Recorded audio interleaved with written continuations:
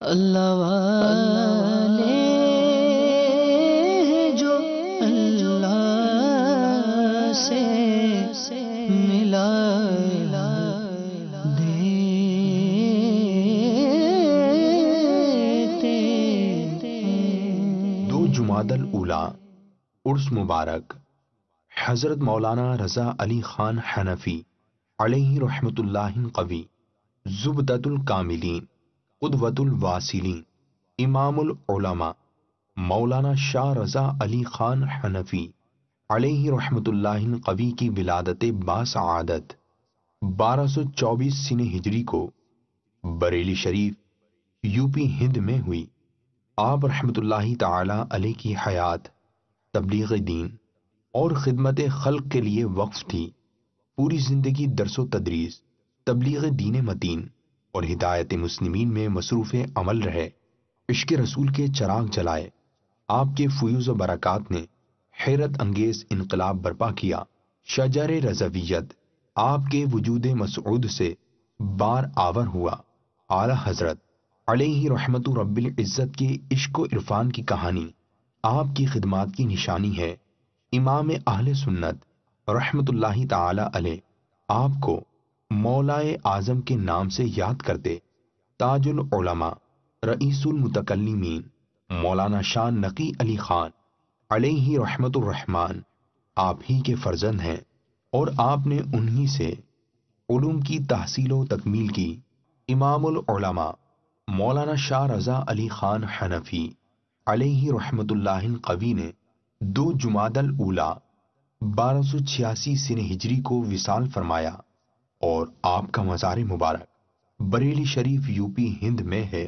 اللہ عز و جل کی ان پر رحمت ہو اور ان کے صدقے ہماری بے حساب مغفرت ہو۔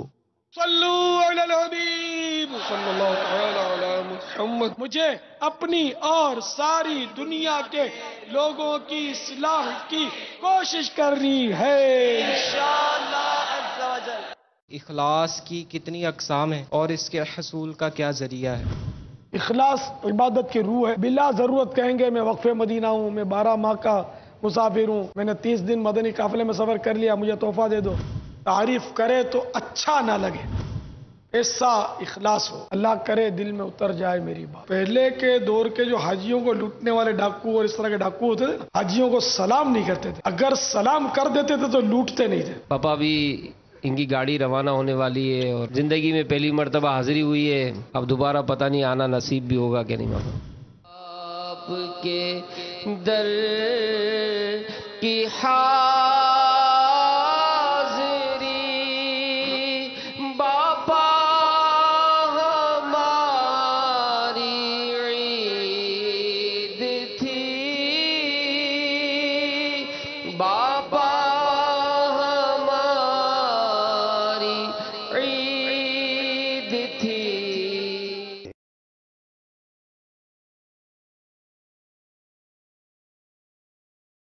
اور پاکستان میں رات 10:15 بجے مدنی چینل پر۔ صلو علی الحبیب صلی اللہ تعالی۔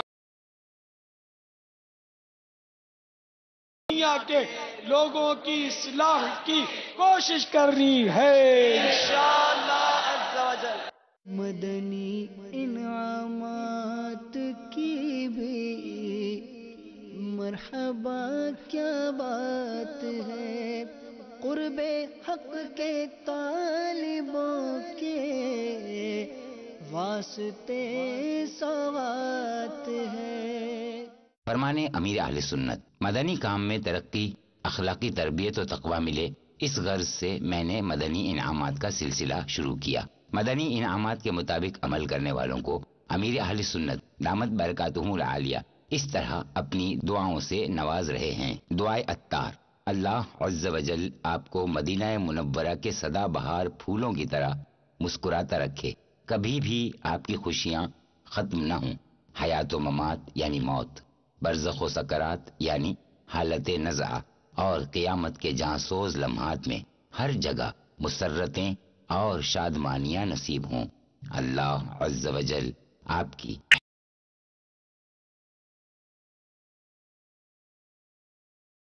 حبیب صلی اللہ تعالی علیہ وآلہ وسلم کا جوار عطا فرمائے، آمین بجاہ النبی الامین صلی اللہ تعالی علیہ وآلہ وسلم۔ امیر اہل سنت دامت برکاتہم العالیہ ارشاد فرماتے ہیں کہ جب مجھے معلوم ہوتا ہے کہ فلاں اسلامی بھائی یا اسلامی بہن کا مدنی انعامات پر عمل ہے تو دل باغ باغ بلکہ باغ مدینہ ہو جاتا ہے، یا سنتا ہوں کہ فلاں نے زبان اور آنکھوں کا یا ان میں سے کسی ایک کا قفل مدینہ لگایا ہے تو عجیب کیف و سرور حاصل ہوتا ہے۔ امیر اہل سنت انداز دیکھ کر محسوس ہوتا ہے کہ دنیا اور آخرت کی بہتری کے خواہش مند ہر مسلمان کو چاہیے کہ وہ ان مدنی انعامات پر عمل کرنے والا بن جائے۔ الحمدللہ عز وجل نئے ماہ کا آغاز ہو چکا ہے۔ آپ تمام ہی اسلامی بھائیوں سے مدنی التجا ہے کہ اپنا مدنی انعامات کا رسالہ اپنے یہاں کے مدنی انعامات کے ذمہ دار کو جمع کروائیں۔ دعائے اتار، یا اللہ عز وجل جو تیری رضا کے لیے مدنی انعامات پر عمل کر کے روزانہ اس رسالے میں دیے گئے خانے پر کر کے ہر ماہ اپنے ذیلی مشاورت نگران کو جمع کروائے، تو اس کے عمل میں استقامت عطا فرما کر اس کو اپنا مقبول بندہ بنا لے، آمین بجاہ النبی الامین صلی اللہ تعالی علیہ وآلہ وسلم۔ صلو علی الحبیب صلی اللہ تعالی علی محمد۔ مجھے اپنی اور ساری دنیا کے لوگوں کی اصلاح کی کوشش کرنی ہے انشاءاللہ عز و جل۔ خدا کا خاص ایک انعام ہے یہ اولیاء اللہ، زمانہ جسم ہے اور جان ہے یہ اولیاء اللہ۔ آئیے سلسلہ احکام تجارت دیکھیے، مگر ٹھہریے پہلے اچھی اچھی نیتیں فرما لیجئے تاکہ ثواب بھی ملے۔ فرمان مصطفیٰ صلی اللہ تعالی علیہ وآلہ وسلم، نیت المؤمن خیر من عملی، مومن کی نیت اس کے عمل سے بہتر ہے۔ اللہ عز و جل کی رضا پانے اور ثواب کمانے کی غرض سے سلسلہ دیکھنے سے پہلے اچھی اچھی نیتیں فرما لیجئے۔ اللہ عز و جل کی رضا کی خاطر علم دین حاصل کروں گا، سیکھ کر دوسروں تک نیکی کی دعوت پہنچاؤں گا، خاص خاص باتیں لکھوں گا، اول تا آخر دیکھوں گا۔ رزق حلال دے مجھے اے میرے کبریا، دیتا ہوں تجھ کو واسطہ تیرے حبیب کا، دیتا ہوں تجھ کو واسطہ تیرے حبیب کا۔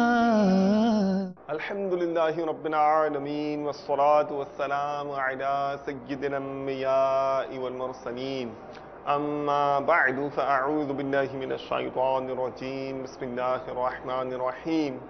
الصلاة والسلام علیک یا رسول اللہ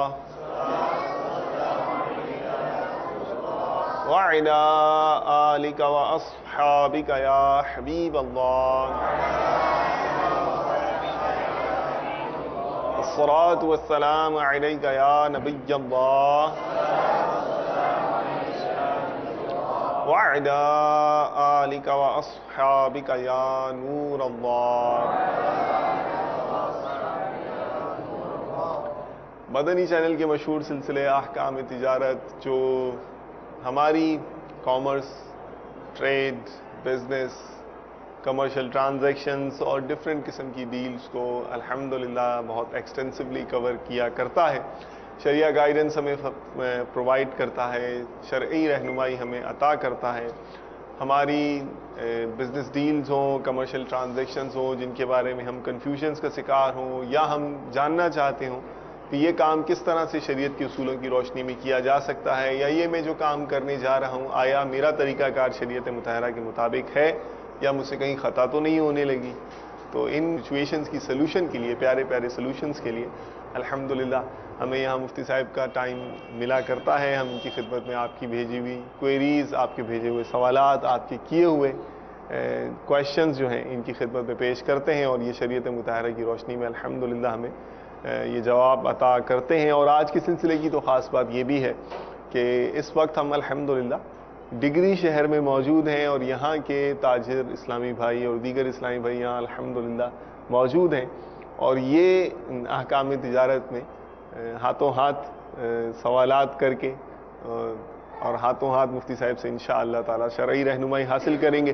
یہ بھی دعوت اسلامی کی الحمدللہ ایک بہت زیادہ بڑی برکت ہے کہ اہل علم اور دارالفتہ کے شعبے سے تعلق رکھنے والے اسلامی بھائی عوام میں اتر کر، جگہ جگہ علاقوں میں جا کر شریعت مطہرہ کی ترویج و اشاعت کا کام کس محنت اور الحمدللہ جان فشانی سے کر رہے ہیں.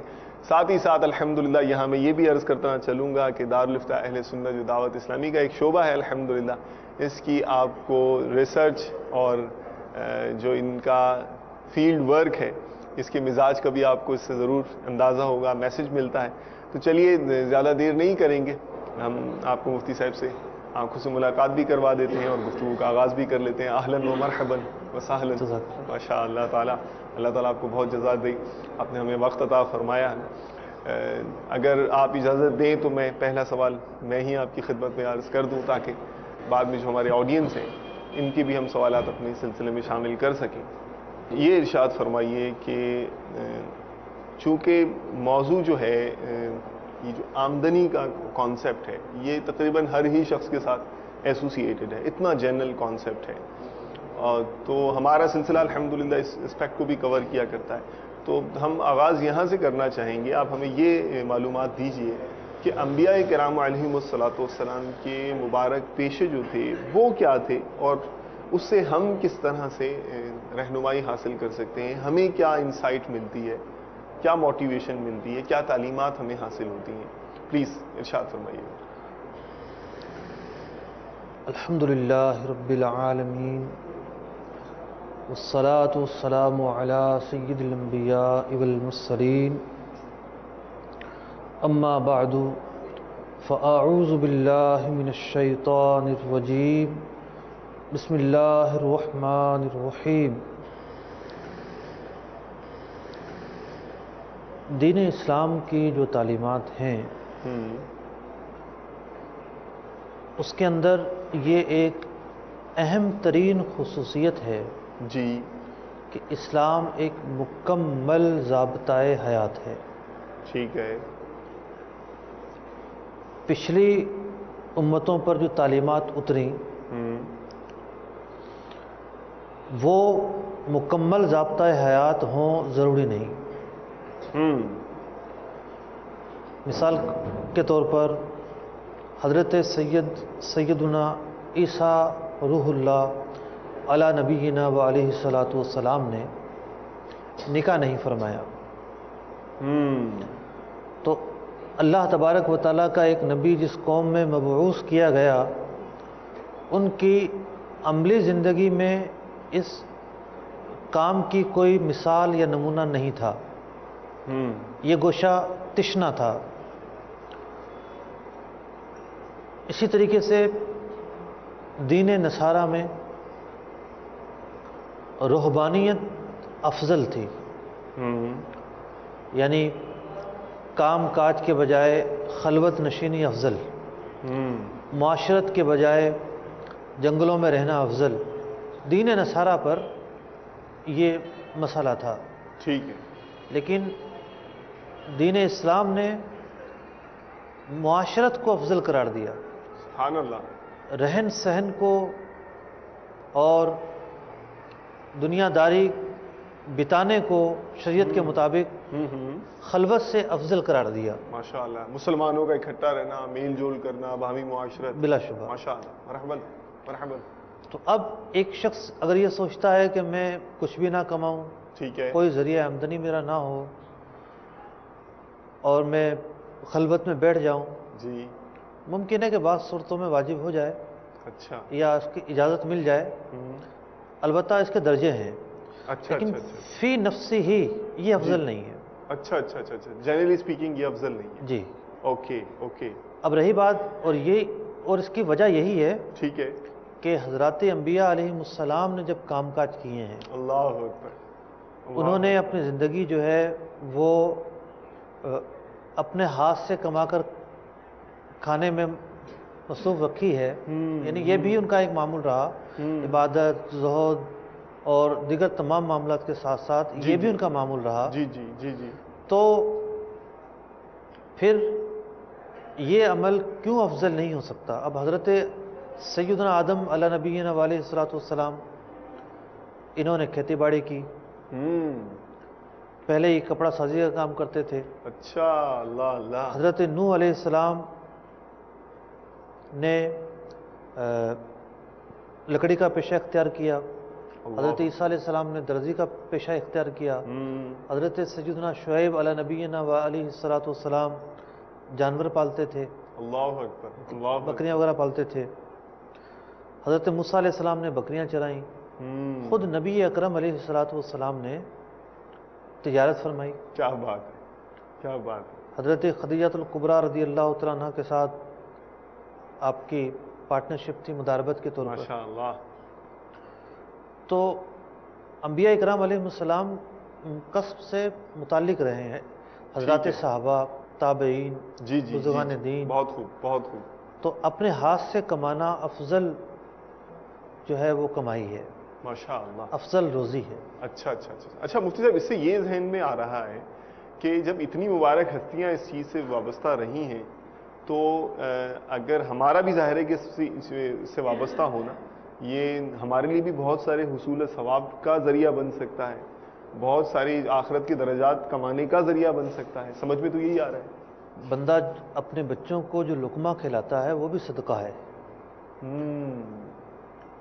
مطلب کہ ظاہر بات ہے اگر کمائے گا نہیں تو کیا کرے گا، ہاتھ پھیلائے گا لوگوں کے سامنے۔ یعنی ہم یہ خوشخبری رکھ سکتے ہیں نا کہ ہماری یہ جو ایفرٹ ہے، ہمارا جو ذہن اس میں لگانا ہے، جسمانی محنت کرنا ہے، بھاگ دوڑ کرنا ہے، یہ انشاءاللہ آخرت کے حوالے سے بھی نیت اچھی ہو تو رائے گا نہیں جائے گا۔ انما الاعمال بالنیات۔ ماشاء اللہ، ماشاء اگر اللہ۔ ہماری تگ و دو اس لیے ہے کہ ہم نفسا نفسی میں ہیں، پڑوسی نے اچھا گھر بنا لیا تو ہم اس سے اچھا گھر بنائیں، تو اگر ہماری تگ و دو بنیادی ضرورت کے لیے ہے، ٹھیک ہے، مطلب شوہر پر بیوی کا نفقہ واجب ہے، ٹھیک ہے، اپنے بچوں کی جو ہے وہ خبر گیری اس پر لازم ہے، ممکن ہے بعض صورتوں کے اندر والدین کا نفقہ بھی اس پر واجب ہو، ٹھیک ہے، بعض صورتیں ایسی ہوتی ہیں کہ بہن بھائیوں کا نفقہ بھی لازم ہو جاتا ہے۔ تو اب ایک انسان اس لیے کماتا ہے کہ وہ کسی کے سامنے ہاتھ پھیلانے سے بچے، ٹھیک ہے، اپنی ضروریات خود پوری کر سکے۔ ماشاء اللہ، بلا شبہ ان نیتوں کے ساتھ تو نیکی حاصل ہوگی اسے، اس کا ماشاء یہ عمل اللہ، رائے گا نہیں جائے گا۔ ماشاء اللہ تعالیٰ عز و جل، بہت خوب۔ آپ اجازت دیں تو ہم اپنے جو یہاں آڈینس ہیں انہیں بھی شامل کریں۔ جی، ماشاء اللہ، مرحبا۔ السلام علیکم ورحمۃ اللہ وبرکاتہ۔ وعلیکم السلام ورحمۃ اللہ وبرکاتہ۔ ایسا ہے کہ 20 لوگ مل کے یہ طے کرتے ہیں کہ جی 2000 روپے ماہانہ پہ ہم ایک کمیٹی ڈال رہے ہیں، اور کمیٹی میں ایک موٹر سائیکل نکلے گا۔ وہ طے یہ کرتے ہیں کہ آج پہلی کمیٹی جیسے آج اوپن ہوگی 10 دن بعد یا 1 ماہ بعد، وہ جب اوپن ہوتی ہے تو جس کا وہ نکلتا ہے وہ اس سے بری ذمہ ہو جاتا ہے کہ جی آپ کو یہ فری میں آیا۔ باقی جو ان کے سے نمبر پہ نمبر آتے رہتے ہیں، اور آخر میں جو وہ یہ کرتے ہیں کہ ان کو وہ اماؤنٹ دے دیتے ہیں، یا پھر زیادہ تر تو یہ پریشانی میں ہی چلے جاتے ہیں، کمیٹیاں مس ہو جاتی ہیں۔ سوال یہ ہے کہ یہ آیا یہ درست ہے یا نہیں؟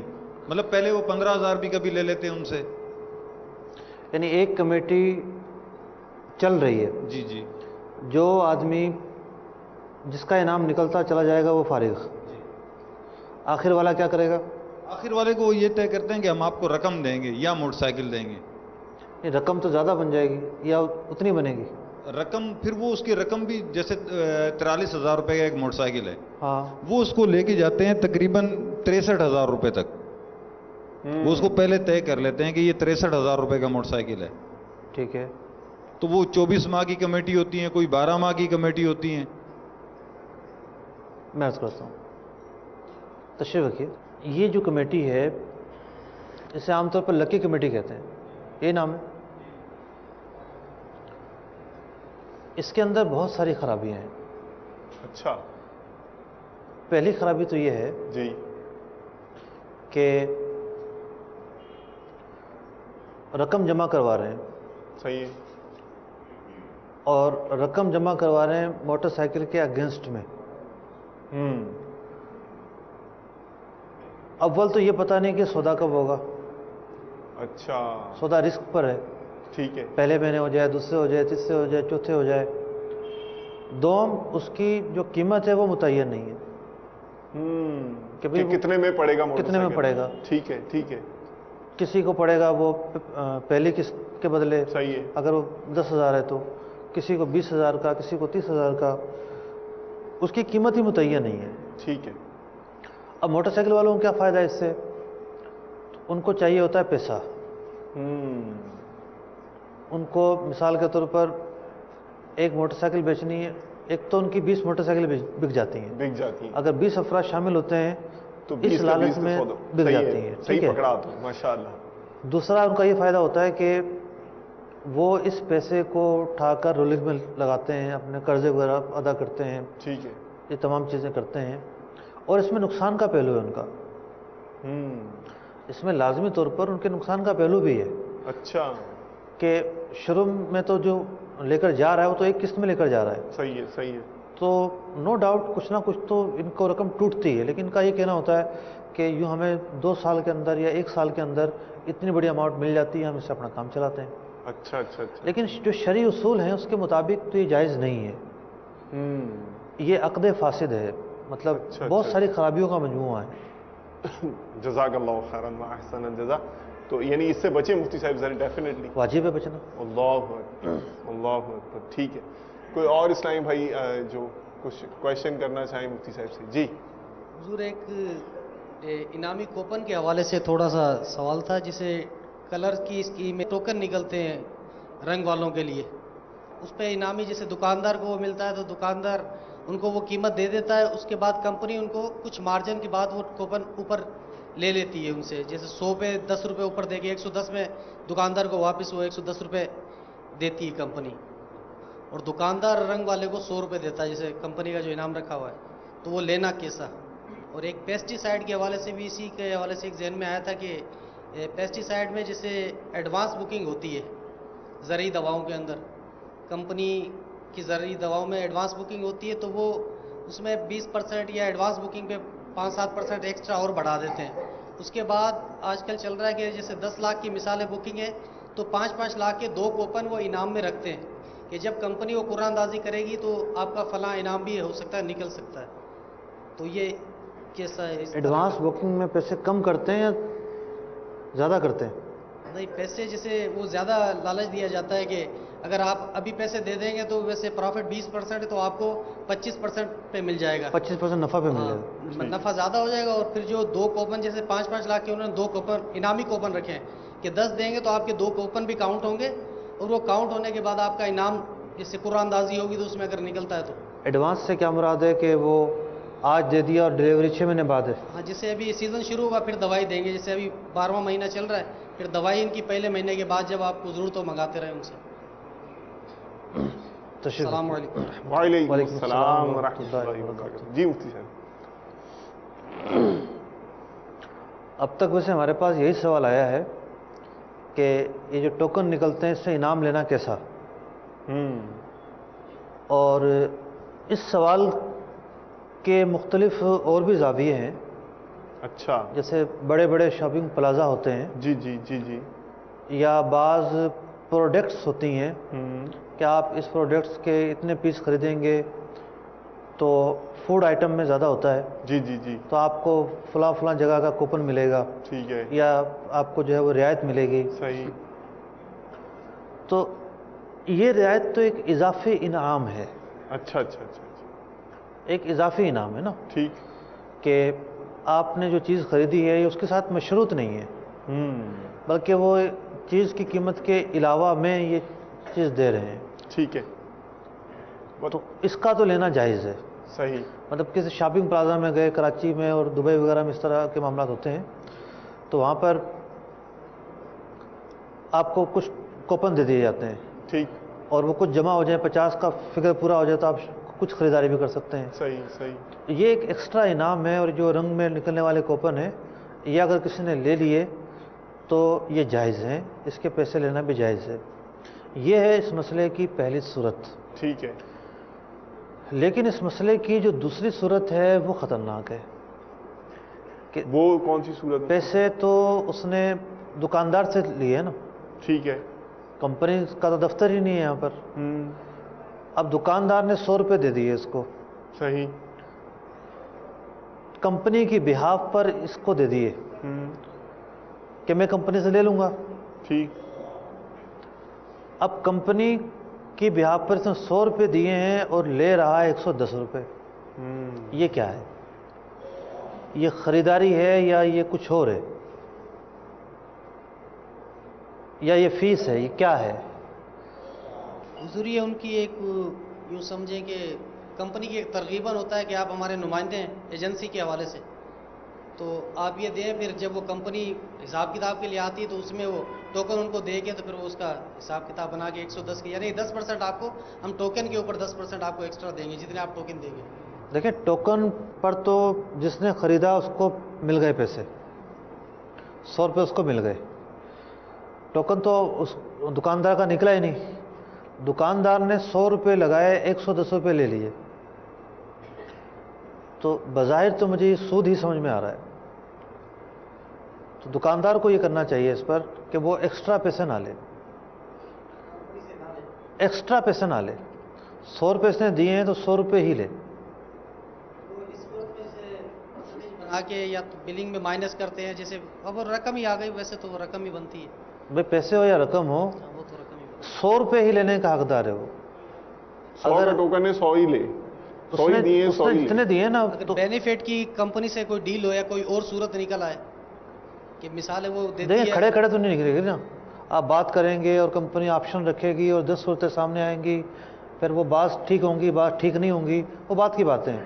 فی الحال اس پر کلوز کریں کہ یہ طریقہ غلط ہے اور اس طریقے کو نہیں اپنانا. یہ جزاکم اللہ. ماشاء اللہ. اور وہ ایڈوانس سے نامی جی میں عرض کرتا ہوں. ایڈوانس آپ نے پیسے جمع کروا دیے, دوائی بعد میں ملے گی. خرید و فروخت کی 4 قسمیں ہیں. ایک قسم یہ ہے کہ آپ کرنسی دیں اور چیز خریدیں, جیسے ہم عام طور پر کرتے ہی ہیں. ٹھیک ہے. ہم پیٹرول خریدتے ہیں, گھی خریدتے ہیں, کچھ بھی خریدتے ہیں, کرنسی دیتے ہیں, اس کی بہاف پر کوئی بھی چیز خریدتے ہیں. ایک خرید و فروخت کی قسم یہ ہے کہ کرنسی کے بدلے کرنسی خریدی جاتی ہے. تو اس کی اپنی مسائل ہیں. ایک خرید و فروخت کی صورت یہ ہے کہ کرنسی نہیں ہوتی, چیز کے بدلے چیز خریدی جاتی ہے, بارٹر سسٹم جسے کہتے ہیں. ایک یہ ہوتی ہے کہ پیسے آپ نے دے دیے اور چیز آپ کو بعد میں ملے گی. اچھا اچھا اچھا. چیز آپ کو بعد میں ملے گی. بعد میں ملے گی. ایڈوانس پیمنٹ کر دی. ایڈوانس پیمنٹ کر دی, سودا ہو گیا. اچھا اچھا اچھا. سودا ہو گیا, چیز آپ کو بعد میں ملے گی. اس میں ہے 2 صورتیں. ایک تو صورت یہ ہے کہ وہاں میکنگ کا عمل ہو. اچھا. جیسے آپ نے جو ہے وہ زیور بنوایا ہے, تو اس کے پاس وہ ہے نہیں ہے, کتنے دن کی ادھار ہوئی ہے, وہ بنا کر آپ کو دے گا. فرنیچر آپ بنوا رہے ہیں, یہاں میکنگ پائی جا رہی ہے نا. صحیح ہے. مینوفیکچرنگ. یہ ایک الگ, ٹھیک ہے, الگ وہ چلا گیا. صحیح. دوا جو ہے وہ اس میں میکنگ پیچھے پائی گئی, وہ آپ کے آرڈر پہ نہیں بنا کے دے رہا. اس طرح فرنیچر آپ جاتے ہیں, مجھے اس طرح ٹیبل چاہیے یا بیڈ چاہیے یا یہ چیزیں چاہیے, آپ کے آرڈر پہ نہیں بنا دے رہا, اس کو تو ایک پروڈکٹ بنا کے دینی ہے. تو یہ ہے بے سلم, کہ چیز آپ نے خرید لی, پیسے دے دیے اور چیز بعد میں ملے گی. عام طور پر پیسوں کی ادھار ہوتی ہے, چیز کی ادھار نہیں ہوتی.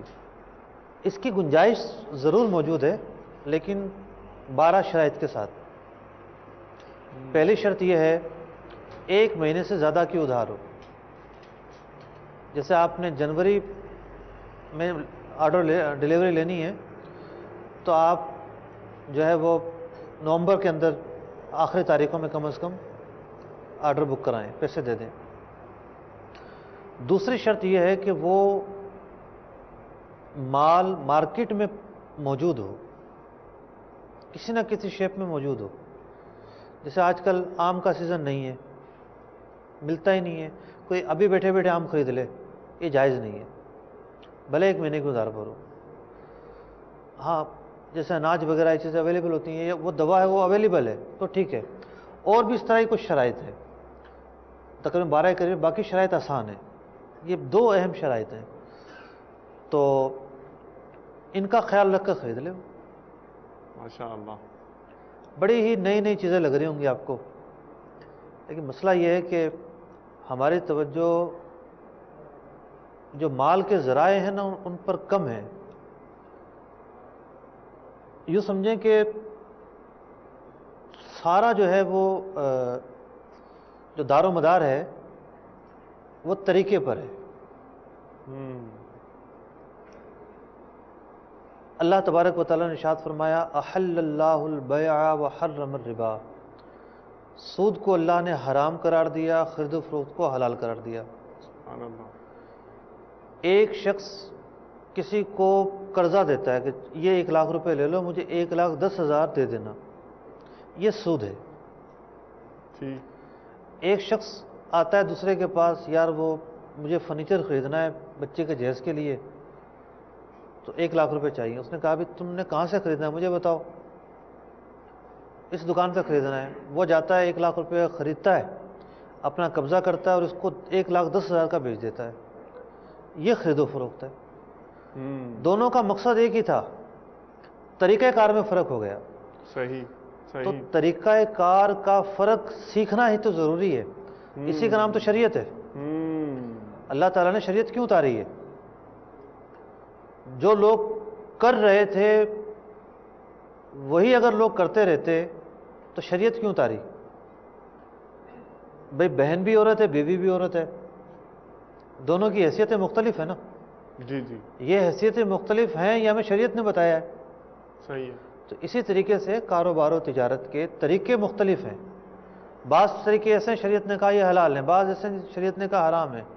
اب بندے کو پتہ ہونا چاہیے، تو علم جو ہے اس کو بچاتا ہے کہ نہیں یوں نہیں یوں کروں گا، کام بند نہیں کرنا۔ شریعت یہ نہیں کہتی کہ آپ کام بند کر کے بیٹھ جاؤ، مطلب مدعا یہ ہے کہ کام آپ کو کرنا ہے اور صحیح طریقے سے صحیح کرنا ہے۔ طریقے سے کرنا۔ ماشاء اللہ، بہت خوب۔ علم سیکھنے سے ہوگا۔ ٹھیک، بہت خوب۔ تو مجھ سے یہ یعنی مین پوائنٹ ہم نے یہ سیکھا کہ اگر ہم اپنا طریقہ جو ہے وہ درست کر لیں تو نتیجہ بھی وہی حاصل ہم طریقہ درست سکتے کر لیں، اور کئی ایسی چیزیں آتی ہیں کہ یار یہ طریقہ آپ 2-3 شرائط ہیں اس کا خیال رکھیں۔ اچھا وہ باقی اس ہو کا خیال وہ رکھے گا جی جی۔ جس کا احتیاط کا ذہن ہوگا۔ مطلب ذہن یہ بن جائے گا نہیں یار، جیسے مثال کے طور پر لوگ نماز پڑھتے ہیں، ٹھیک ہے۔ بہت سارے لوگوں کو دیکھ کر ہنسی آ رہی ہوتی ہے کہ یار نماز پڑھ رہے ہیں مذاق کر رہے ہیں، تو کیا ہے کہ اس کا ذہن ہی نہیں ہے احتیاط کا۔ ٹھیک۔ اور اکثر لوگ وہ ہیں کہ جو ماشاءاللہ پورا اہتمام کرتے ہیں، پہلے جو ہے وہ اچھی طرح وضو کرتے ہیں، قرات کی ادائیگی کرتے ہیں، اطمینان سے رکوع سجود کرتے ہیں۔ تو کیا ہے کہ ایک طبقہ وہ ہے جس نے خیال ہی نہیں رکھا، دوسرا طبقہ ہے وہ کو خیال رکھتا ہے، نہیں یار عبادت ہے میری ضائع نہیں ہونی چاہیے۔ دونوں کے عمل میں فرق کتنا پڑ گیا؟ فرق ہے۔ ماشاء تو اللہ۔ ذہن سازی پہلا مرحلہ ہے۔ ٹھیک ہے تو ٹھیک ہے۔ ذہن سازی ہو جائے گی تو آپ خود بخود جو ہے چلتے چلے جائیں گے۔ ماشاء اللہ تعالیٰ، ماشاء اللہ، جزاک اللہ خیرن۔ جی اس سائڈ سے پلیز۔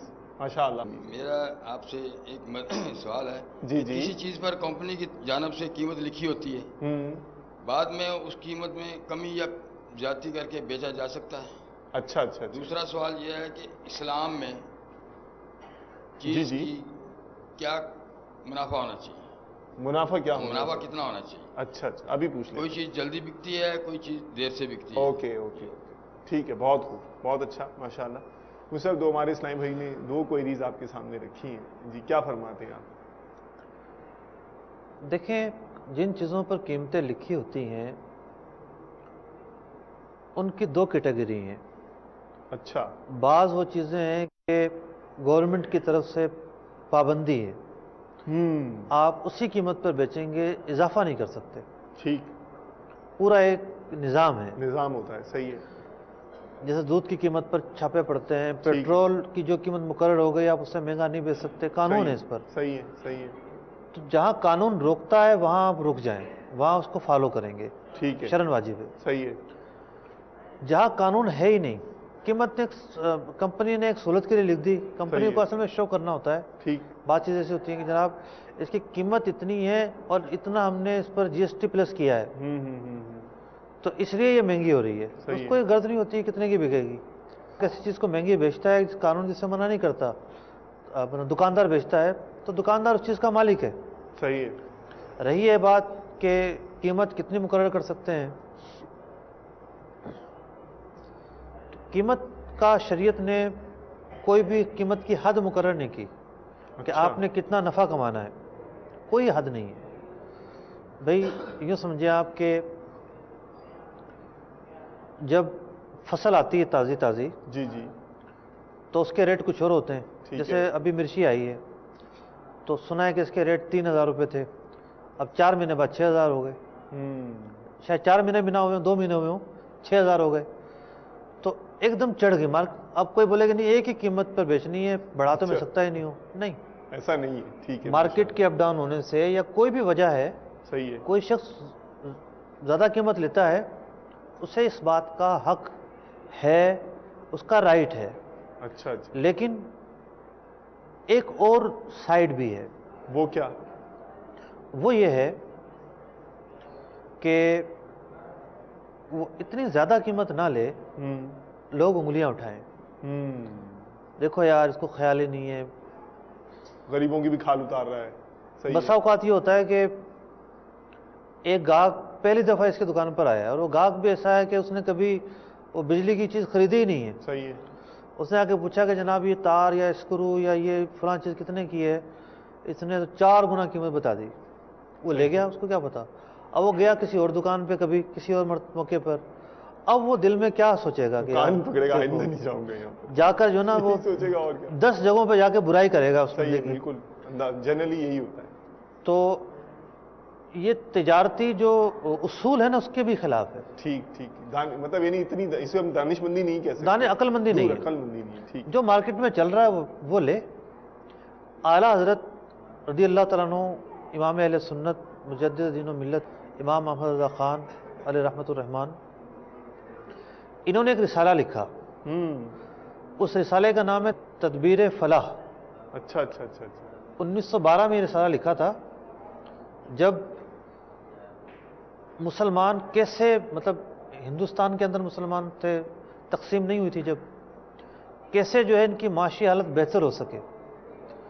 اس میں ایک نقطہ لکھا کہ مسلمان چیز بیچتا ہے تو اس پر بہت زیادہ نفع رکھتا ہے، غیر مسلم بیچتا ہے تو تھوڑا سا نفع رکھتا ہے، تو اس کی چیز زیادہ بکتی ہے، ٹرن اوور زیادہ ہو جاتا ہے. زیادہ ہو جاتا ہے. اچھا اچھا اچھا اچھا اچھا. تو مسلمانوں کو چاہیے کہ تھوڑی قیمت پر بیچیں تاکہ ان کا مال زیادہ بکے، مال زیادہ بکے. اور بھائی مال مال زیادہ بکے گا تو نہ جانے کس کس کو فائدہ پہنچتا ہے. ٹھیک ہے. جو لوڈنگ لے کر آ رہا ہے اس کو فائدہ پہنچ رہا ہے، جو بنانے والا ہے اس کو فائدہ پہنچ رہا ہے، مال کی کھپت بڑھ گئی نا. ٹھیک. تو یہ ایک جو کامن جو اصول ہیں، جنرلی اصول ہیں، اس کے بھی خلاف ہے کہ آپ بہت زیادہ قیمت لیں. ٹھیک ہے. ہاں حلال ہے. اگر کسی نے بول کر بیچا کہ جناب میں چیز اتنے کی بیچ رہا ہوں، یہ کوئی جھوٹ نہیں بولا، تو یہ قیمت اس کے لیے حلال ہے. ٹھیک ہے. جزاک اللہ خیرا واحسن الجزاء. جی نیکسٹ کویشچن پلیز. میرا یہ سوال ہے کہ اگر کسی سے 1 لاکھ روپے کاروبار کے لیے لے لیے جائیں، ٹھیک ہے، اور اس کا اگر ہیلا کیا جائے کہ یہ آپ مجھے مال خرید کر 1 لاکھ کا 1,25,000 میں 1 سال کی مدت میں مجھے بیچ دیں، تو یہ یعنی کہ میں اس سے مال خرید لوں 1 سال کی مدت کے اوپر، اور وہ 1 لاکھ کا مال 1,25,000 میں خرید لوں، تو وہ کیا میرے لیے جائز ہے یا ناجائز ہے؟ اور اس کی پیمنٹ میں نے اسے 1 سال میں ادا کرنی، یعنی کہ 1 لاکھ کا مال 1,25,000 میں ادھار پر خریدنا، اور ہر مہینے قسطیں کر کر کے دینی ہے. قسطیں جو اس کی 25,000 کی رقم ہے اس کی قسطیں ادا کرنی ہے ماہانہ 2,000 روپے یا 2,200 روپے تقریباً وہ لگا لے. تو 1 लाख आखिरी में साल पूरा होने पे उसे वो वापसी करे। इस तरह करना दुरुस्त है या नहीं? عربی کا ایک محاورہ ہے، فرّا من المطری کاما تحت المیزاب، کہ ایک آدمی بارش کے ڈر سے بھاگ رہا تھا کہ میں بھیگ نہ جاؤں، کپڑے میرے جو ہے نا گیلے نہ ہو جائیں. ٹھیک ہے. بھاگتے بھاگتے اس کو کچھ اور تو ملا نہیں، پر نالے کے نیچے آ کے کھڑا ہو گیا کہ یہاں ایک آڑ ہے، چلو اس کے نیچے کھڑا ہو جاتا ہوں. تو وہاں تو چھیٹ آتی کچھ، یہاں پورا نالا آ گیا، پر نالا جب پڑے گا تو پوری کی پوری دھار ہوگی اس کی. صاحب یہ بھی ارشاد فرما دینا پرنالا ہے کیا، تب مزہ جب آئے گا نا جب نہیں سمجھتے ہیں یہ لوگ سمجھتے ہیں. مجھے اندازہ بھی ہوا اور ڈائریکٹر صاحب پرنالا سمجھتے ہیں نا بھائی، کیا کہتے ہیں سندھی میں، کیا بولتے ہیں؟ پرنالا ہی بولتے ہیں. آپ ایسے ترجمہ نہیں کر رہے ہو بلا وجہ جو لگا ہوتا ہے نا پائپ بارش کا پانی. کیا آپ کیا سمجھتے ہیں یار، اہل زبان لوگ بیٹھے ہیں. ٹھیک. ایک طریقہ ٹھیک ہوتا ہے، اس میں کوئی خرابی نہیں ہوتی. ٹھیک ہے. لیکن پیچھے ڈاکٹر صاحب ہنس رہے ہیں تو میرے ذہن میں ایک مثال آ گئی. آپ نے اخباروں میں پڑھا ہے نا کہ بچہ آیا اور جناب اس کی ٹانگ ٹوٹی ہوئی تھی، ڈاکٹر نے سیدھی کے بجائے الٹی کا آپریشن کر دیا. یہ ایک واقعات آئے نا، آئے دن اخباروں میں آتے ہیں. تو ڈاکٹر نے مریض کو لٹایا آپریشن کرنے کے لیے، ٹانگ اس کی سیدھی ٹوٹی ہوئی ہے، اس نے الٹی کا آپریشن کر دیا، جو نہیں ٹوٹی ہوئی تھی وہ بھی توڑ دی. تو اس طرح کے ہیلے کرنے والے جو ہے نا وہ یہ کرتے ہیں. وہ جو شرعی تقاضے ہیں ان کے پورا کرنے پر ہی راستہ ملے گا، وہ راستہ پورا کرتے ہی نہیں ہیں. تو کوئی بھی ہیلا جو ہے اگر آپ کرنا چاہتے ہیں، بہت اچھے مستند عالم سے جس کو مہارت ہو ان مسائل کی، فیس ٹو فیس پوچھ کر سیکھ کر پھر کریں. ورنہ تو وہی مثال صادق آئے گی کہ بچنا چاہ رہے تھے چھینٹوں سے اور پرنالے کے نیچے آ کے کھڑے ہو گئے. یہ مسئلہ ہے. ٹھیک. نیکسٹ سوال. ماشاء اللہ. جی السلام علیکم جناب. وعلیکم السلام ورحمۃ اللہ. میرا نام جعفر علی اطاری ہے. جی جی ماشاء اللہ. گارمنٹس کی ہماری دکان ہے. اچھا اچھا. تو سر سوال یہ پوچھنا تھا کہ ہمارا جو بیپاری ہے وہ سود پہ مال لے کے آتا ہے. سود پہ وہ لے کے آتا ہے. اچھا. تو ہمارا ان سے لینا کیسے صحیح ہے؟ ٹھیک ہے. آپ اس جس بندے سے ٹریڈنگ کر رہے ہیں وہ سود پہ مال لے کر آ رہا ہے. وہ سود پہ لے کے آتا، ہم کیش لے گئے، ہم نہیں لے کے آتے. مجھ سے کچھ آپ پوچھنا چاہیں گے ان سے؟ ہاں پوچھوں گا. جی جی لبیک. بس سود پہ لانے کی دو صورتیں ہو سکتی ہیں. ایک تو یہ کہ اس نے یہاں سے پیسہ پکڑا سود پہ، پھر مال خرید لیا. جی ایسا ہوتا ہے. وہ ہمیں پتہ لگا وہ سود پہ لے کے آتا بندہ. نہیں کہاں سے؟ حیدرآباد سے لاتا ہے. ایک مثال ہے. تو اس کو پیسے وہ سود پر لیتا ہے نا پہلے. تو ہم مال کیش لیتے ہیں. آپ کی بات نہیں کر رہا میں، اس کی بات کر رہا ہوں. اچھا وہ پتہ نہیں کیسے، وہ ہمیں پتہ لگا وہ سود پہ لے کے آتا آدمی مال. اس کی صورت کیا ہو سکتی ہے؟ سود پر مال کیسے مل سکتا ہے؟ وہ پہلے سود پہ پیسے پکڑتا ہے، پھر اس پیسے سے مال لیتا ہے اور پھر مال لا کے آپ کو سودا دیتا ہے. ہاں ایسے ہی کرتا ہے نا. جی جی. ورنہ وہ دکاندار سود پر کیوں کام کرے گا؟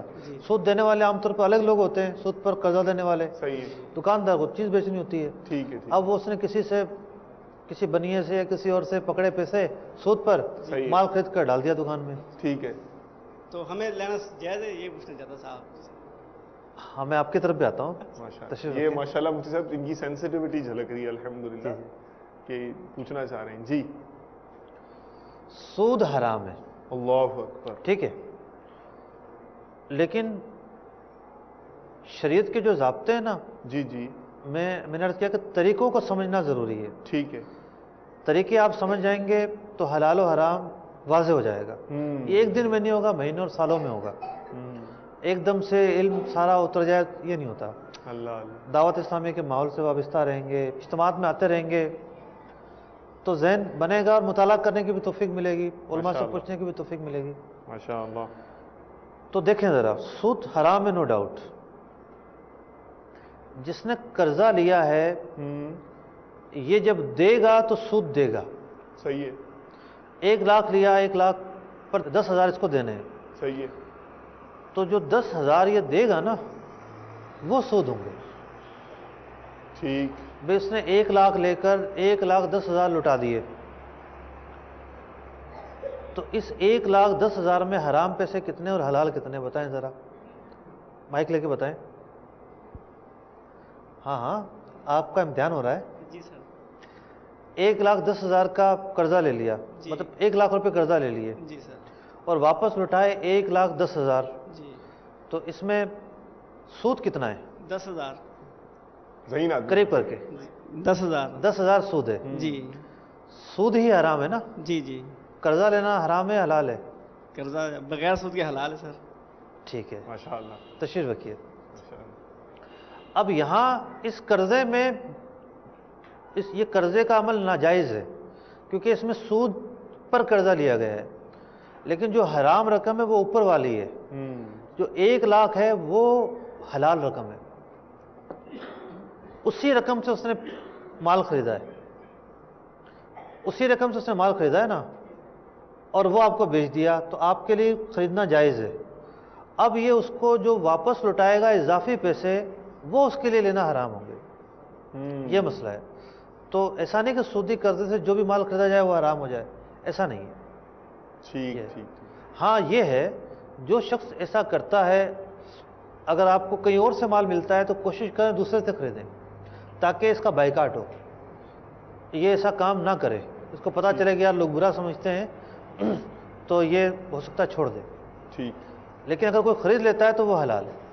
ٹھیک ہے، جزاک اللہ خیرن و احسن الجزا۔ جی نیکسٹ کویشچن پلیز۔ السلام علیکم۔ وعلیکم السلام۔ مفتی صاحب سے میرا ایک سوال ہے کہ مدرسے کے پیسے مسجد میں لگا سکتے ہیں کہ کچھ مہینے کے بعد واپسی لوٹا دیں گے؟ اچھا، ٹھیک۔ مدرسے کے پیسے مسجد میں نہیں لگا سکتے۔ مسجد کے پیسے مدرسے میں لگا دیں؟ نہیں لگا سکتے، دونوں کے نہیں لگا سکتے؟ نہیں لگا سکتے، بالکل نہیں لگا سکتے۔ جو لگائے گا وہ جیب سے ادا کرے گا، گناہ گار ہوگا۔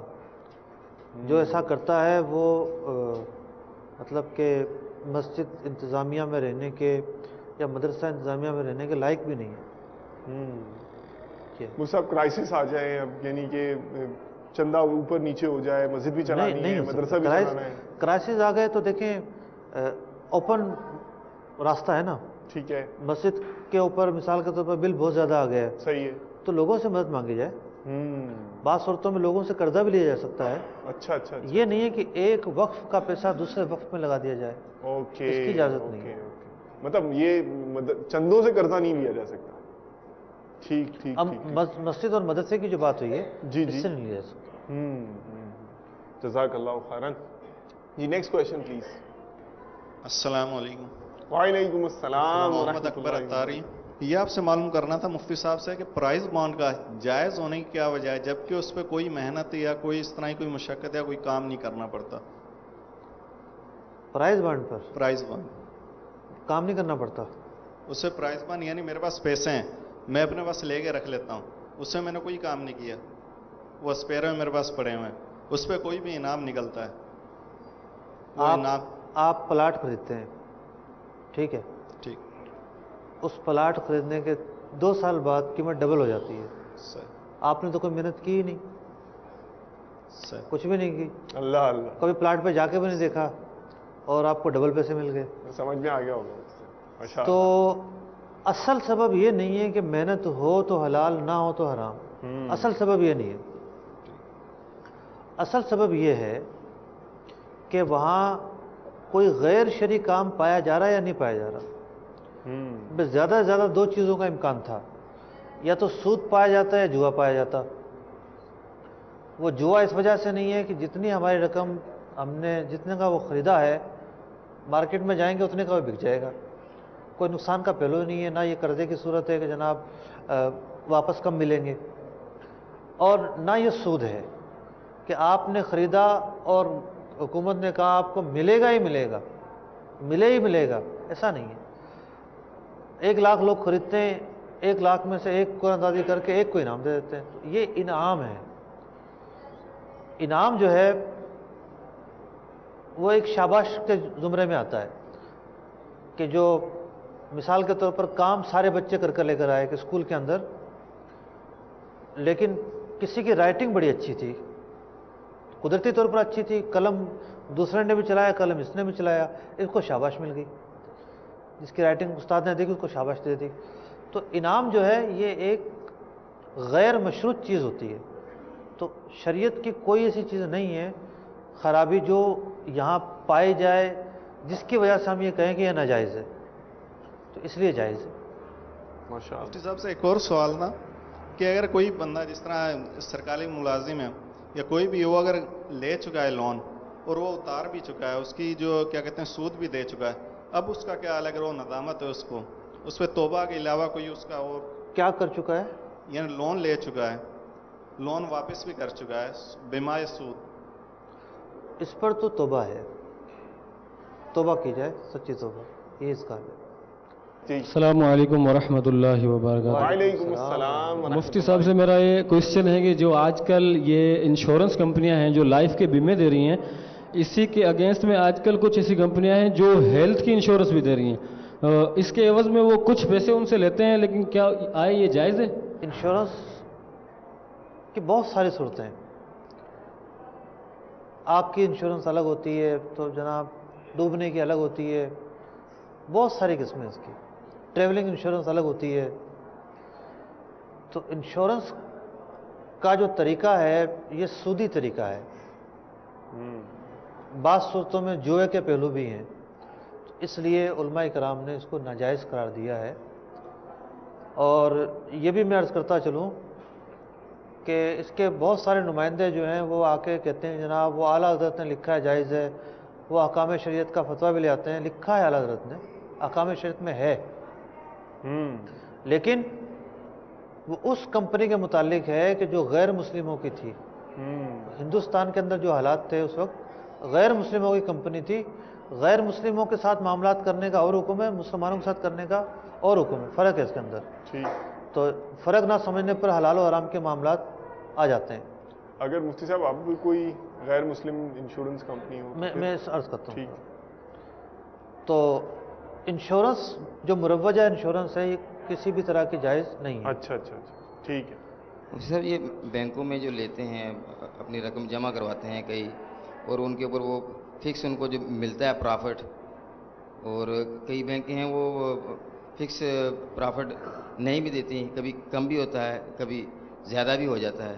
आया कि ये बेहतर है इस्लामी नज़रिए से? असल दारो मदार तरीके पर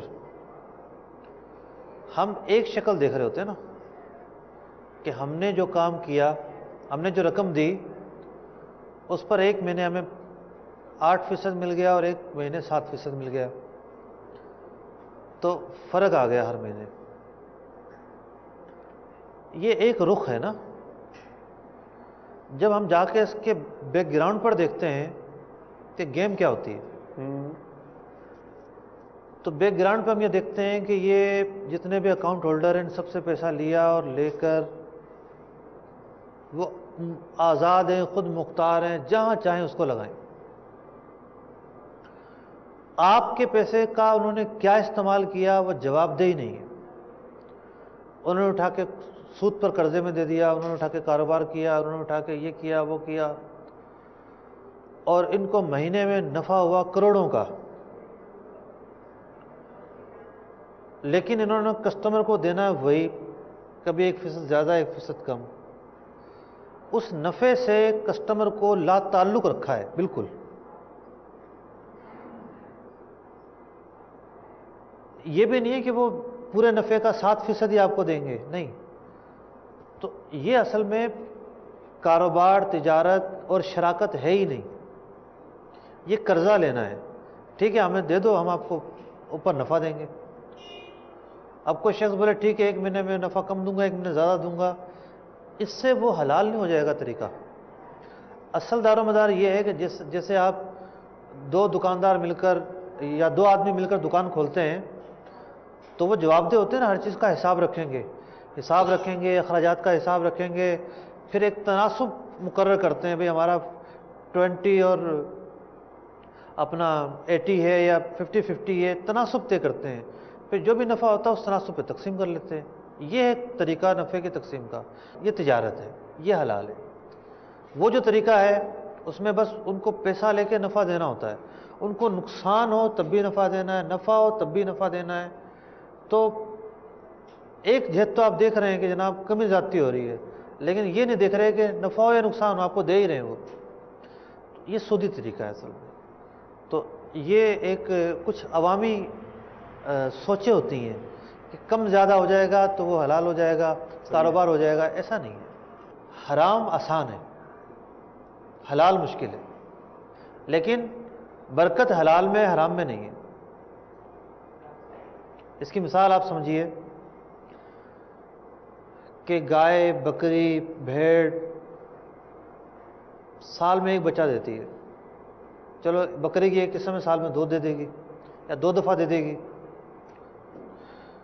لیکن یہ ایک بچہ دینے والی سال میں ہر دن ذبح ہو رہی ہوتی ہے, ہر دن ذبح ہو رہی ہے. صحیح. اور قربانی پر تو لاکھوں کی تعداد میں ایک ساتھ ذبح ہو رہی ہے. صحیح. اس کے باوجود چلے جائیں آپ, ہر جگہ ان کا ریوڑ ملے گا. اللہ اللہ. بکریوں کے, بھینس کے, گائے کے, ریوڑ. صحیح ہے.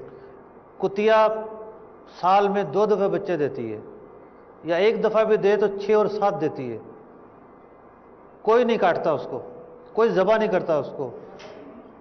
اکا دکا کتے ملیں گے آپ کو, ریوڑ کہیں نہیں ملے گا. وہ کہاں جاتے ہیں؟ وہ حرام ہے, حرام میں برکت نہیں ہے.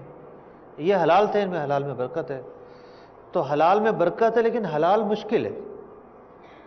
ہم جاتے ہیں آسانی کی طرف, پاؤں کے نیچے دیکھتے ہیں نا, بس حرکت نہ کریں, بیٹھے بٹھائے پیسے مل جائیں, بس بالکل ایزی ہو کے مل جائیں, ایک سائڈ سے ملتے رہیں گے, تھوڑا بہت کام کر لیں گے. یہ سوچ ہمیں حرام سے نہیں بچاتی. اللہ اکبر. یہی آزمائش ہے, امتحان اسی کا نام ہے. جزاک اللہ. جی نیکسٹ کوشچن پلیز. جی السلام علیکم ورحمۃ اللہ وبرکاتہ.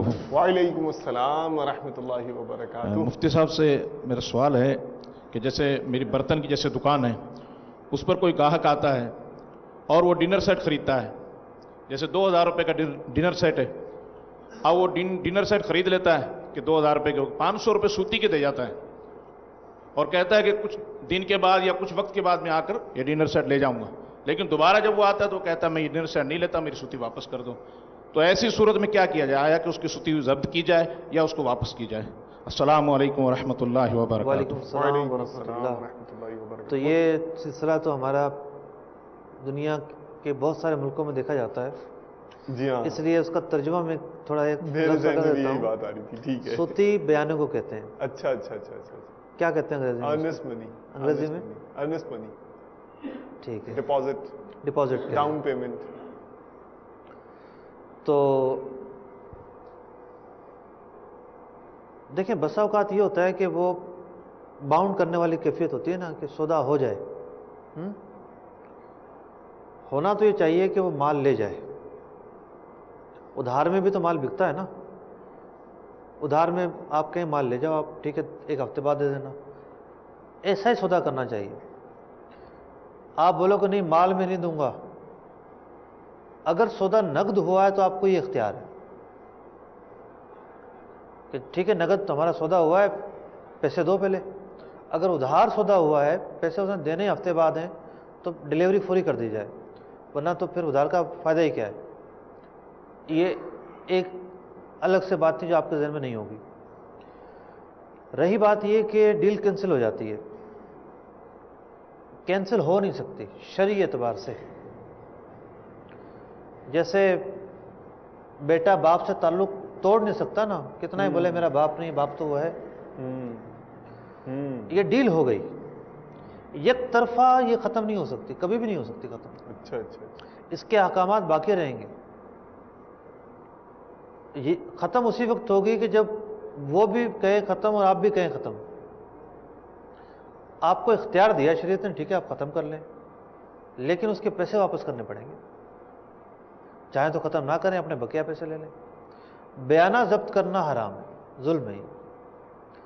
چھوٹی موٹی ڈیل میں تو کم ہوتا ہے, لیکن فلیٹ اور پراپرٹی کی خرید و فروخت میں بہت زیادہ ہوتا ہے, بہت زیادہ ہوتا ہے. ٹھیک ہے. مفتی صاحب میرا آپ سے کویشچن ہے کہ بینک کا جو شخص ملازم ہے اس کے ساتھ لین دین کرنا کیسا ہے؟ لین دین کی 2 صورتیں بنتی ہیں. ایک تو لین دین یہ ہے کہ وہ اس نے کوئی دکان کھول رکھی ہے اور آپ اس سے مال خریدتے ہیں، یہ لین دین ہے؟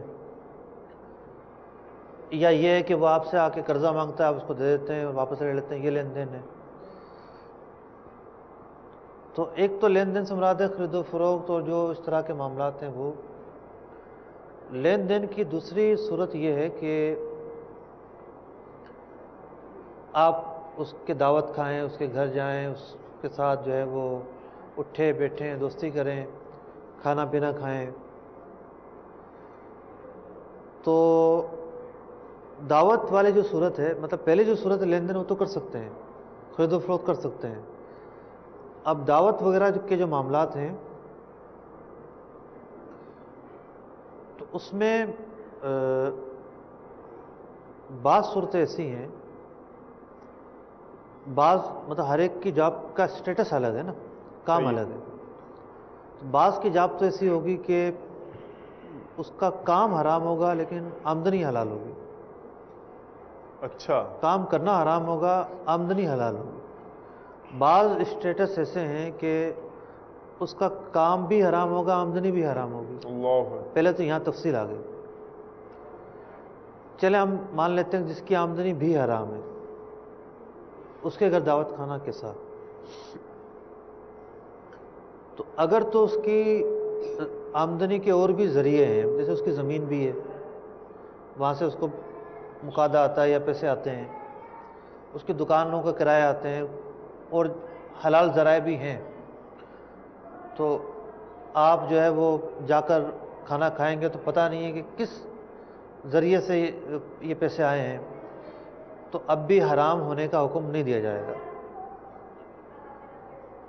البتہ یہ ہے کہ اگر غالب ہی حرام ہے، زیادہ تر آمدنی حرام مد میں ہی آئی ہے، بچنا بہتر ہے، یہ حکم دیا جائے گا بچے، بہتر ہی ہے، حرام اب بھی نہیں ہے. تیسری صورت یہ ہے کہ کوئی ذریعہ ہی نہیں اس کا حرام آمدنی کے سوا، مطلب رشوتیں لیتا ہے یا جوے کی رقم اٹھاتا ہے یا اس طرح کے معاملات ہیں، جوا نکال بھی دیا جائے تو اور جو قسمیں وہ شامل ہیں. تو اب شریعت کا ایک اصول ہے، اس کو سمجھنے کی ضرورت ہے. کسی کے پاس حرام روپیہ ہے، وہ دکاندار کو کہتا ہے کہ اس کی چیز دے دو، تو وہ چیز بھی حرام ہو جائے گی، جو وہ خریدے گا حرام ہو جائے گی. اگر وہ جا کے کھڑا ہو گیا اور اس نے کہا کہ جناب یہ فلاں فلاں فلاں چیز دے دو مجھے، پھر جب سے پیسے نکالے اور اس کو دے دیے، وہ اس کو رشوت میں ملے تھے، مال حرام ہی تھا، وہ چیز حرام نہیں ہوگی. تو زیادہ تر خریدنے والے دوسرے طریقے کے مطابق خریدتے ہیں. ایسا نہیں کہ نوٹ دکھا کے خرید رہے ہوں، جاتے ہیں دکان پر ڈیل کرتے ہیں پھر پیسے دیتے ہیں.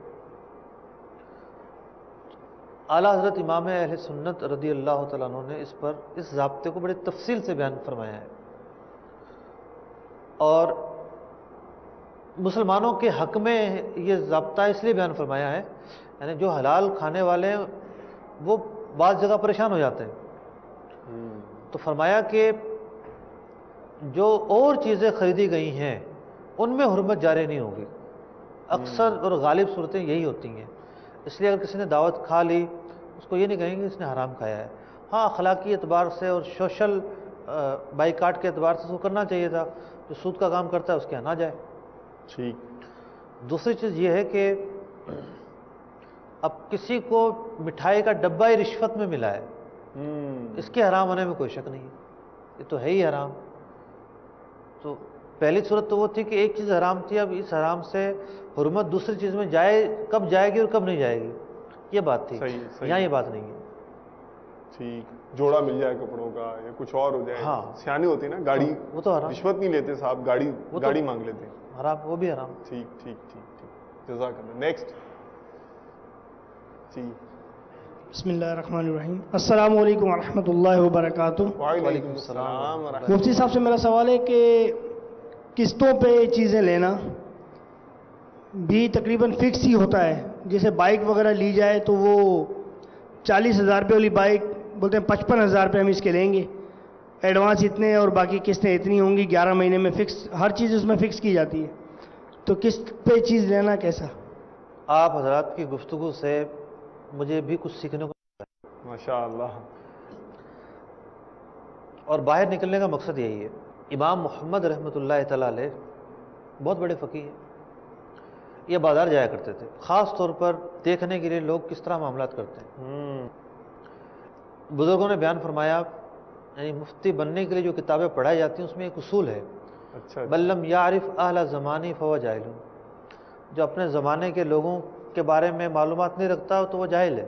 اللہ اکبر. تو کیا ہو رہا ہے دنیا میں, اس کی معرفت ضروری ہوتی ہے علماء کے لیے خاص طور پر.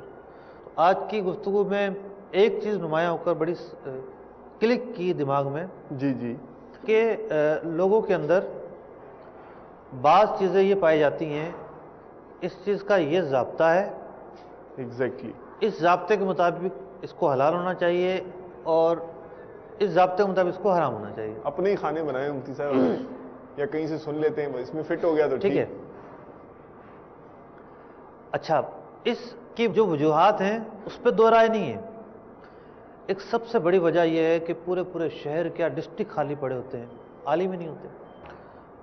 تو آپ نے جو مثال ارشاد فرمائی کہ فکس کرتے ہیں, شریعت کے نزدیک یہ فکس کرنا واجب ہے.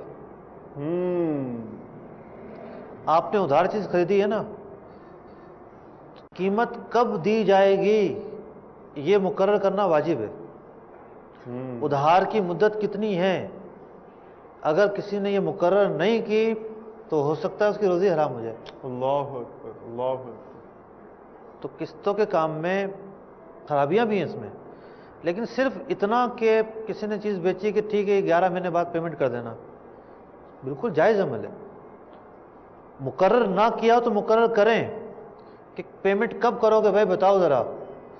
شریعت یہ کہتی ہے مقرر کرنا ضروری ہے کہ جب ادھار سودا ہو رہا ہو تو وہ کتنے کا ہے یہ بتایا جائے. سمجھ گئے؟ تو ابو صاحب کنفیوژن یہ بھی تو ہو سکتی ہے نا کہ کہاں 40,000 اور کہاں 55,000, 40 کہاں. ہاں یہ کنفیوژن ہے کہ جناب نقد میں بیچ رہا ہے تو 40 کا ہے اور ادھار میں بیچ رہا ہے تو 50 کا ہے. روپے اب یہ کیا ہیں یہ جو ہیں, تو وہ اپنی چیز کی قیمت لے رہا ہے. اچھا اچھا اچھا. اس نے کہا کہ میں نقد بیچوں گا تو 40 کا ہے, ادھار بیچوں گا تو 50 کا ہے. اس کا رائٹ ہے, وہ چاہے تو خریدے چاہے تو نہ خریدے. اچھا اچھا اچھا. چیز کی قیمت ہے. ٹھیک. ایک پلاٹ کارنر کا اس کا الگ ریٹ ہے اور ایک گلی کے درمیان میں اس کا الگ ریٹ ہے. صحیح ہے. دونوں پلاٹ ہی ہیں, ایک جتنی پیمائش ہے, لیکن کیا ہے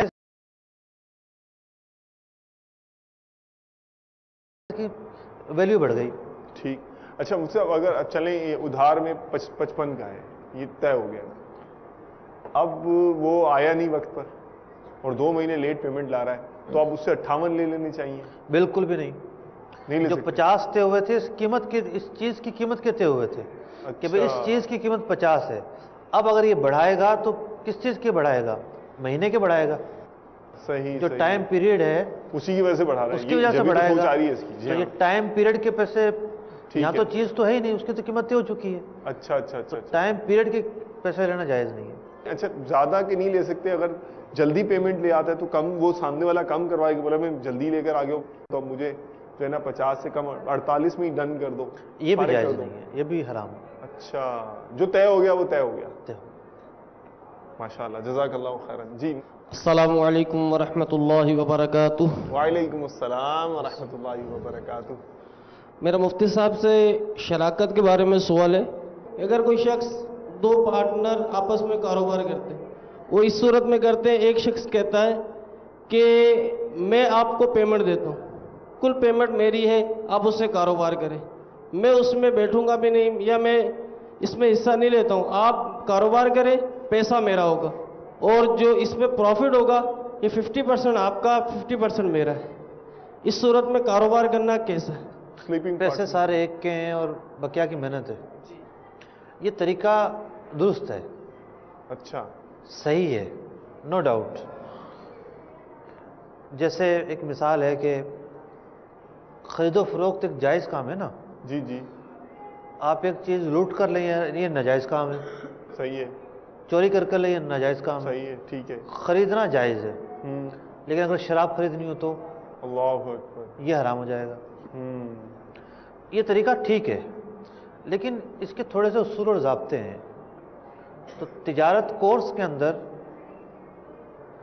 ایک یا دو بیان ہوئے تھے مداربت پر، اس کے اصول ضابطے طریقے وہ سن لیا جائے تو یہ مداربت ہے۔ اصل میں جب دونوں کے پیسے ہوں تو شراکت ہوتی ہے، ایک کا پیسہ ایک کی محنت ہو تو اسے مداربت کہتے ہیں۔ تو یہ مداربت ہے، اس کے مزید اصول کیا ہوں گے یہ جاننا ضروری ہے۔ ٹھیک، نیکسٹ پلیز۔ جی السلام علیکم ورحمۃ اللہ وبرکاتہ۔ وعلیکم السلام۔ میرا مفتی صاحب سے سوال ہے، یہ ایک شخص گرین مرچنٹ کا کام کرتا ہے، کپاس، گندم اور یہ دیگر اجناس خریدتا ہے۔ اب یہی شخص زمینداروں کو قرض بھی دیتا ہے، کھاد کی صورت میں، بیج کی صورت میں اور پیسوں کی صورت میں۔ اس میں ہمارے علاقے کا رواج یہ ہے کہ زمیندار پھر فصل اسی کو دیتا ہے، اس دکاندار کو، اور اگر دکاندار کو نہیں دیتا تو دکاندار اس پر ناراض بھی ہوتا ہے۔ تو یہ مفتی صاحب سوال تھا، اس کا جواب اچھا تشریف رکھیے۔ آپ کے علاقے میں اس کے علاوہ بھی خرابیاں پائی جاتی ہیں کہ قرضہ بھی دیا جاتا ہے۔ مطلب ایک تو جو آپ نے پوچھا وہ قرضے کا پوچھا آپ نے؟ جی ہاں، نقد رقم بھی دی جاتی ہے۔ نقد رقم بھی دی جاتی ہے۔ اس کے علاوہ یہ ہوتا ہے کہ جناب بہت سارے لوگ دو کام کر رہے ہوتے ہیں، ان کے دوائیوں کی دکان بھی ہوتی ہے اور بیج بھی رکھا ہوتا ہے۔ کہتے ہیں ہم سے ادھار میں بیج خریدو، ادھار میں جو ہے وہ دوائیاں خریدو اور ہمیں مال بیچنا ہے۔ تو یہ سودی طریقے ہیں۔ اگر کسی کے بیج وغیرہ کا کام نہیں ہے لیکن وہ پیسے دیے نا اس نے، پیسے دیتا ہے، پیسے دے دیے، چاہے زمیندار کو ضرورت ہے، اس نے جو ہے بنی یا زمین جو ہے وہ کاشت کرنی ہے اور بیج ڈالنا ہے، کھاد ڈالنی ہے، جو بھی مسئلہ ہے، کوئی سروکار نہیں اس سے۔ تشریف رکھیے۔ تو قرضہ جو ہے نام ہے رضا کارانہ طور پر بغیر کسی لالچ کے کسی کی مدد کرنے کا، اس کا نام قرضہ ہے۔ اچھا، اس لیے قرض حسنہ بھی اس کا دوسرا نام ہے۔ عام طور پر لوگ سمجھتے ہیں کہ جو اپنا لے کر نہ دیا جائے وہ قرض حسنہ ہے۔ اچھا، ایسا نہیں ہے۔ تو قرض کی اصل یہ ہے کہ بغیر طمع لالچ کے آپ کسی کو پیسے دے دیں۔ اور حدیث پاک میں فرمایا گیا کلو قرض جرا منفعتن فہو ربا، قرضہ دے کر نفع اٹھایا جائے اس سے تو یہ سود ہے۔ آپ نے قرضہ اس لیے دیا میں اس سے روپے لوں گا، یہ بھی نفع اٹھانا ہوا۔ قرضہ اس لیے دیا کہ میں اس کی روزانہ جو ہے وہ کار استعمال کرتا ہوں، چلو اس کی کار سے نفع اٹھاؤں گا، یہ بھی سود ہوا۔ قرضہ اس لیے دیا کہ یہ مجھے ہی مال بیچے گا، یہ بھی سود کی قسم ہے۔ قرضے سے نفع مل رہا ہے، قرضہ نہیں دیتے تو وہ آزاد تھا، جہاں چاہے ان کو بیچتا۔ عام طور پر ان کے ریٹ بھی کم ہوتے ہیں، مارکیٹ سے 2-4 روپے کم میں خریدتے ہیں، وہ تو باؤنڈ ہے۔ وہ باؤنڈ کیوں ہوا؟ آپ کے قرضہ دینے کی وجہ سے ہوا۔ تو ایسا عمل نہیں کرنا۔ بزرگان دین کا تو یہ معمول تھا، جس کو قرضہ دیتے اس کی دیوار کے سائے میں بھی کھڑے نہیں ہوتے کہ ہم اس کی دیوار سے بھی فائدہ نہ اٹھائیں، ہم نے اس کو قرضہ دے رکھا ہے۔ یہ معاملہ ہے قرضہ۔ مطلب کچھ ایسا اس میں پلس مائنس اگر ارشاد فرمائے کہ یہ کام جو ہے اس میں ٹھیک ہو جائے، کوئی ایسا شارٹ ہے طریقہ یا لمبا پروسیس ہے؟ اصل میں مارکیٹ کمپٹیشن ہے۔ اچھا، کمپٹیشن ہے مال خریدنے میں۔ ہر شخص چاہتا ہے کہ میں زیادہ سے زیادہ مال خرید لوں۔ ٹھیک۔ اچھا، اب کیا ہے کہ یہاں اس خطے میں تو غیر مسلم بہت سارے رہتے ہیں، اور مسلمان جو ہے وہ نہیں کریں گے، وہ غیر مسلم کے پاس چلا جائے گا۔ وہ تو خزانے لیے بیٹھے ہیں جناب، جتنا چاہو آ کے لے جاؤ۔ ٹھیک۔ اب مسلمان بھی سوچتا ہے کہ یار میں بھی کروں یہ کام۔ اچھا اچھا اچھا۔ تو اب آوا کا آوا بگڑا ہوا ہے۔ اللہ، اس میں جو ہے اللہ تعالیٰ کی رحمت بچا سکتی ہے نا؟ قرآن پاک کی آیت کہ بندہ جب اللہ سے ڈرتا ہے تو اللہ تعالیٰ ایسی جگہ سے اسے رزق دیتا ہے، اسے وہم و گمان میں بھی نہیں ہوتا۔ اللہ اکبر، اللہ اکبر، سبحان اللہ۔ تو بظاہر اگر دیکھیں ہم تو یہ کام ہی نہیں کر سکے گا، ٹھیک ہے نظر آ رہا ہے، لیکن آپ حرکت کریں، اللہ کے خوف سے چھوڑیں، دوسرا طریقہ اپنائیں تو برکت دیکھیے گا آپ کا مقدر ہوگی۔ ماشاء اللہ تعالیٰ، جزاک اللہ خیراً و احسن الجزاء۔ بہت بہت شکریہ مفتی صاحب، آپ نے ہمیں اتنا وقت عطا فرمایا اور الحمدللہ کافی آپ نے انٹرسٹنگ ڈسکشن کیا اور اپنے کویشچنز کوئریز ہیں یہ آپ نے مفتی صاحب کی خدمت میں پیش کیے۔ یہ بھی آپ کی الحمدللہ علم دین سے محبت کی، شریعت مطالعہ کے سوالات اور تعلیمات جاننے کی دلچسپی جو ہے اس کی ایک نشانی ہے، اور الحمدللہ دعوت اسلامی جو یہ تعلیمات اسلام کی ترویج و اشاعت میں مشغول ہے اس کی ایک علامت ہے، میں اسے یہ بھی قرار دوں گا۔ تو اللہ تبارک و تعالیٰ عز و جل آپ سب کو جزائے خیر عطا فرمائے۔ انشاءاللہ تعالیٰ عز و جل نیت ہے کہ آئندہ بھی انشاءاللہ تعالیٰ عز و جل اس طرح کی جو ورک شاپس ہیں، اس طرح کی فیلڈ اسٹڈی ہے، دعوت اسلامی یہ کرتی رہے گی، اور دارالفتہ اہل سنت کے اسلامی بھائی انشاءاللہ اسی طرح امت کی رہنمائی خیر خواہی جا کر کرتے رہیں گے۔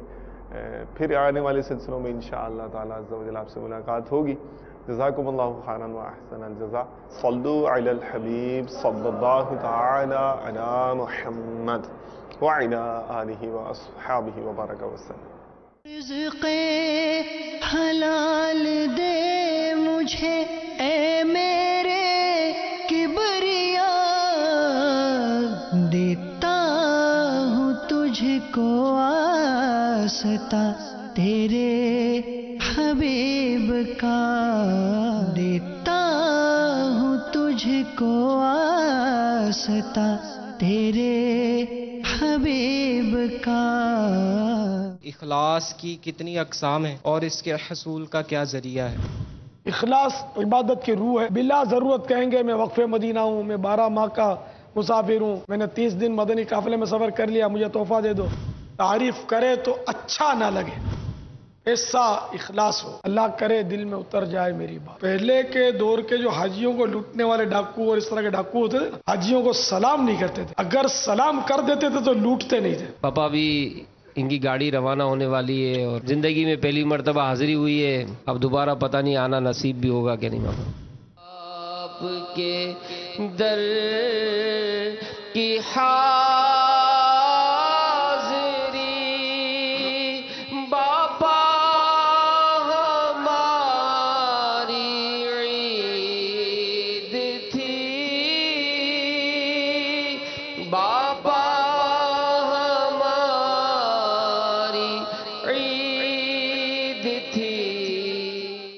دیکھیے مدنی مذاکرہ انگلش سب ٹائٹل کے ساتھ آج مدینہ منورہ میں رات 8:15 بجے اور پاکستان میں رات 10:15 بجے مدنی چینل پر۔ صلو علی الحبیب صلی اللہ تعالی علی محمد۔ مجھے اپنی اور ساری دنیا کے لوگوں کی اصلاح کی کوشش کرنی ہے انشاءاللہ عز و جل۔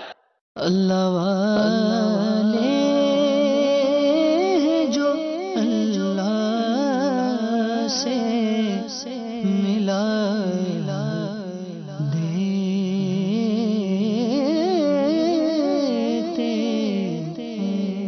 دو جمادی الاولیٰ عرس مبارک حضرت مولانا رضا علی خان حنفی علیہ رحمت اللہ قوی، زبدۃ الکاملین، قدوۃ الواصلین، امام العلماء مولانا شاہ رضا علی خان حنفی علیہ رحمت اللہ قوی کی ولادت باسعادت 1224 سنہ ہجری کو بریلی شریف یوپی ہند میں ہوئی۔